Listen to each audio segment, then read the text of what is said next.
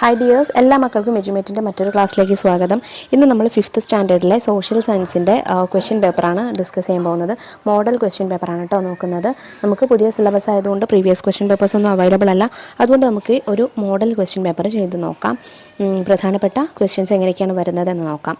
ക്ലാസ്സിലേക്ക് കിടക്കുന്നതിന് മുന്നേ ചാനൽ ആദ്യമായി കാണുന്നവരാണെങ്കിൽ ഒന്ന് സബ്സ്ക്രൈബ് ചെയ്ത് സപ്പോർട്ട് ചെയ്യാൻ മറക്കല്ലേ. അതുപോലെ വീഡിയോ നിങ്ങളുടെ കൂട്ടുകാരിലേക്ക് കൂടെ ഷെയർ ചെയ്ത് കൊടുക്കുകയും വേണേ. നിങ്ങൾക്ക് ആവശ്യമുള്ള 5ാം ക്ലാസ്സിലെ വീഡിയോസ് എല്ലാം STD 5 2024 എന്നുള്ള പ്ലേലിസ്റ്റ് എടുത്ത് നോക്കിയാൽ ലഭിക്കുന്നതാണ്. സോഷ്യൽ സയൻസിൻ്റെ 4 ചാപ്റ്റേഴ്സ്, എക്സാമിന് വരുന്ന 4 ചാപ്റ്റേഴ്സിൻ്റെ ഇമ്പോർട്ടൻറ്റ് നോട്ട്സ് നമ്മൾ ഓൾറെഡി അപ്ലോഡ് ചെയ്തിട്ടുണ്ട്. കാണാത്ത കൂട്ടുകാർ വീഡിയോ കണ്ട് നോക്കുക കേട്ടോ. അപ്പോൾ ശരി, നമുക്ക് നേരെ ക്ലാസ്സിലേക്ക് കിടക്കാം. ഫസ്റ്റ് ക്വസ്റ്റ്യൻ നോക്കൂ. Classify and write 3 characteristics of urban and rural areas. നമ്മൾ ഫസ്റ്റ് ചാപ്റ്ററിൽ പഠിച്ചിട്ടുണ്ടായിരുന്നു അർബൻ ഏരിയാസും റൂറൽ ഏരിയാസും. അത് രണ്ടും തമ്മിലുള്ള കുറച്ച് ഡിഫറൻസസ്, ക്യാരക്ടറിസ്റ്റിക്സ്, അതിൻ്റെ പ്രത്യേകതകൾ എന്ത് ചെയ്യുക, ടേബിൾ ചെയ്യാനാണ്, ക്യാരക്ടറൈസ് ചെയ്യാനാണ് പറഞ്ഞിട്ടുള്ളത്. അപ്പോൾ റൂറൽ ഏരിയാസിൻ്റെ പ്രത്യേകതകൾ എന്ന് പറയുന്നത് എന്താണ്? സ്മോൾ സെറ്റിൽമെൻറ്റ്സ് ആയിരിക്കും, പിന്നെ സിമ്പിൾ ലൈഫ് സ്റ്റൈലാണ്, അതുപോലെ നിങ്ങൾക്ക് പീസ്ഫുൾ എൻവയൺമെൻറ്റ് എന്ന് വേണമെങ്കിൽ എഴുതാം. പിന്നെ ലെസ് എക്സ്പെൻസീവ് ആണ്, വലിയ ചിലവൊന്നും റൂറൽ ഏരിയാസിൽ വരുന്നില്ല. ഇനി ഏർബൻ ഏരിയാസിൻ്റെ പ്രത്യേകതകൾ എന്താണ്?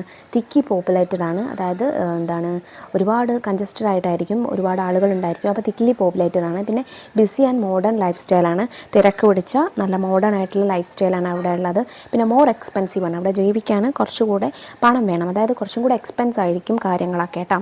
അപ്പോൾ ഇത് ഈ 3 ക്യാരക്ടറിസ്റ്റിക്സ് പഠിച്ചു പോവുക. ഇനി നെക്സ്റ്റ് ക്വസ്റ്റ്യൻ നോക്കിക്കേ. What is one advantage of village over city? സിറ്റിയെ അപേക്ഷിച്ച് വില്ലേജിനുള്ള എന്തെങ്കിലും ഒരു അഡ്വാൻറ്റേജ് എന്താണെന്നാണ് ചോദിച്ചിട്ടുള്ളത്. The villages live very closely together. They gain important to neighborhood relations. ഇനി നെക്സ്റ്റ് ക്വസ്റ്റ്യൻ നോക്കൂ. Have you gone to market in your locality with adults? നിങ്ങൾ എപ്പോഴെങ്കിലും നിങ്ങളുടെ അടുത്തുള്ള മാർക്കറ്റിലേക്ക് വിത്ത് അഡൾട്ട്സ്, നിങ്ങൾ മുതിർന്നവരോട് കൂടെ പോയിട്ടുണ്ടോ?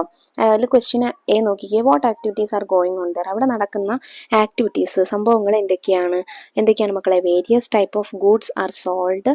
Vegetable vendors buy vegetables from farmers and sell them. Seller trade freely.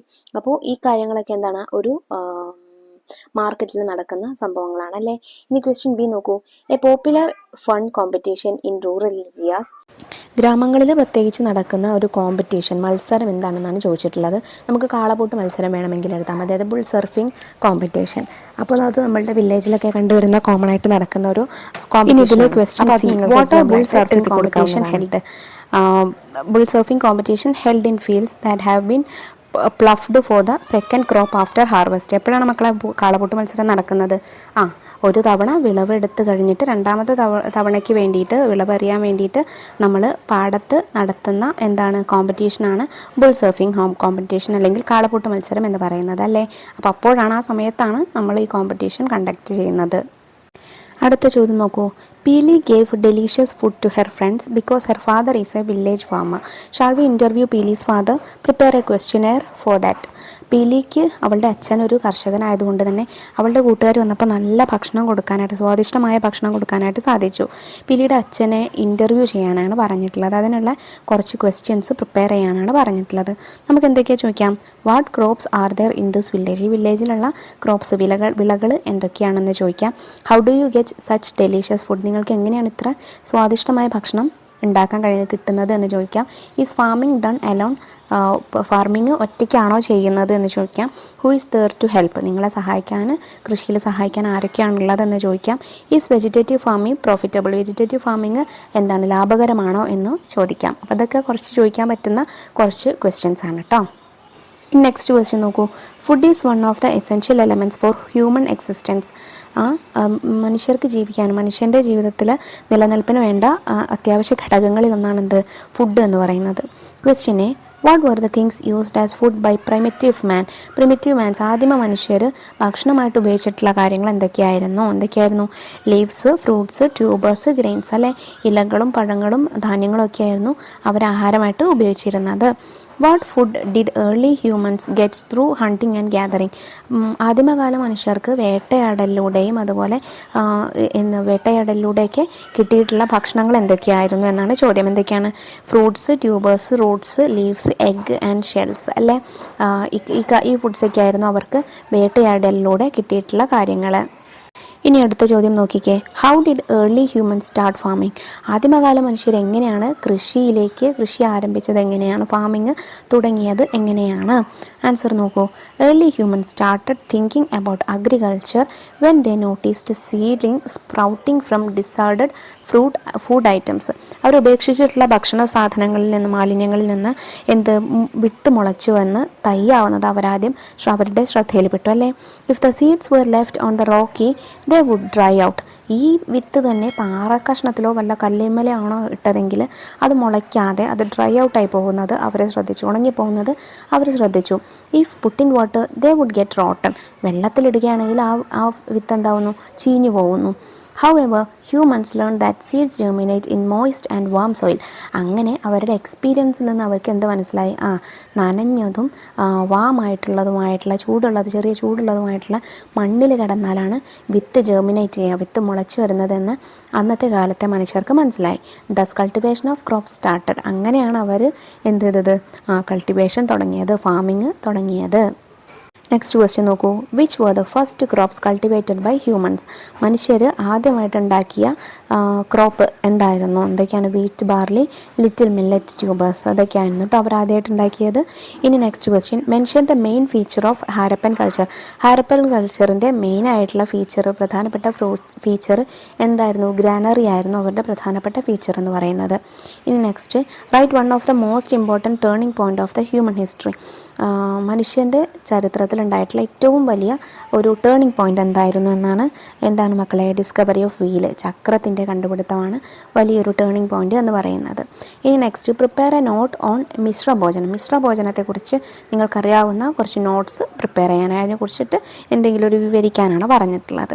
എങ്ങനെ എഴുതാം? On 29th May 1917 under the leadership of Sahodaran Ayyappan an inter dining named Misrabhojanam was organised at Cherai in Ernakulam district. 1917 May 29 Ernakulam ജില്ലയിലുള്ള ചെറായിൽ വെച്ചിട്ടാണ് സഹോദരൻ അയ്യപ്പൻ്റെ നേതൃത്വത്തിൽ ഇൻ്റർ ഡൈനിങ് എന്ന് വെച്ചാൽ പല ജാതിയിലും പല മതത്തിലുള്ള ആളുകളെല്ലാവരും ഒരുമിച്ചിരുന്ന് ഭക്ഷണം കഴിക്കുന്ന ഒരു പരിപാടി നടന്നത്. This protest was held against the denial of rights of all sections of the people to dine together. ഒരുമിച്ചിരുന്ന് ഭക്ഷണം കഴിക്കുന്നതിന് അന്നത്തെ കാലത്ത് എന്തായിരുന്നു? എതിർപ്പായിരുന്നു അല്ലേ. അപ്പോൾ താഴ്ന്ന ജാതിയിലുള്ള ആളുകൾക്ക് ഉയർന്ന ജാതിയിലുള്ളവരുടെ കൂടെ ഇരുന്ന് ഭക്ഷണം കഴിക്കാനുള്ളതിന് എതിർപ്പായിരുന്നു. അപ്പോൾ അതുകൊണ്ട് അതിനെതിരെയാണ് ഈ പ്രൊട്ടസ്റ്റ് നടന്നത്.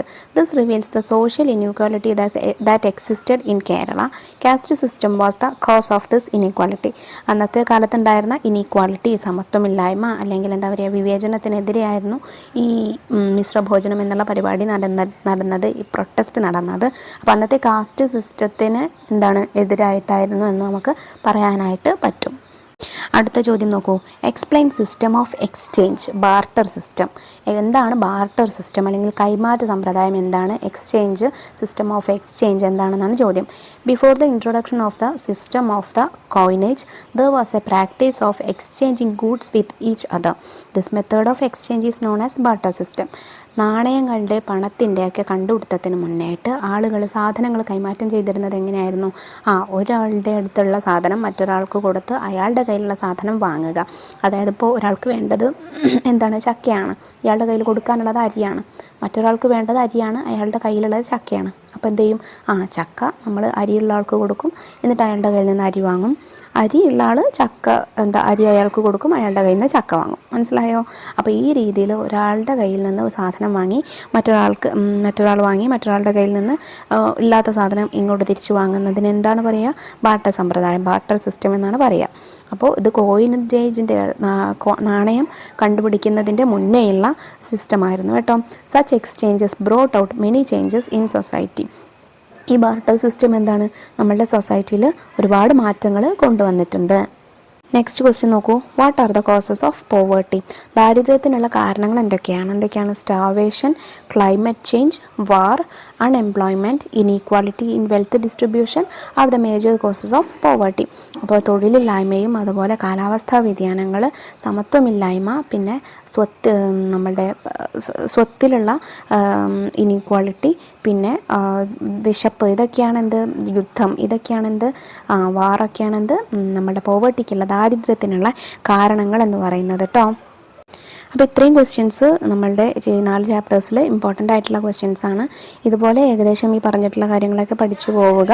എന്ത് ചെയ്യുക, മോഡൽ ക്വസ്റ്റ്യൻ പേപ്പർ നല്ലപോലെ നോക്കിയിട്ട് പോവുക കേട്ടോ. അതുപോലെ നല്ല 4 ചാപ്റ്റേഴ്സ് നല്ലതുപോലെ പഠിച്ചു പോവുക. അടുത്ത ചാപ്റ്റേഴ്സിൻ്റെ അടുത്ത സബ്ജക്റ്റിൻ്റെ മോഡൽ ക്വസ്റ്റ്യൻ പേപ്പേഴ്സ് നമ്മൾ വൈകാതെ അപ്ലോഡ് ചെയ്യുന്നതാണ്. ആ ക്ലാസ് കിട്ടുന്നതിന് വേണ്ടി ചാനൽ ഒന്ന് സബ്സ്ക്രൈബ് ചെയ്ത് തൊട്ടടുത്ത് കാണുന്ന ബെല്ലൈക്കണിൽ ഓൾ ബട്ടൺ പ്രസ് ചെയ്ത് വയ്ക്കാൻ മറക്കല്ലേ. അപ്പോൾ ശരി, അടുത്ത ക്ലാസ്സുമായി വീണ്ടും കാണാം. താങ്ക്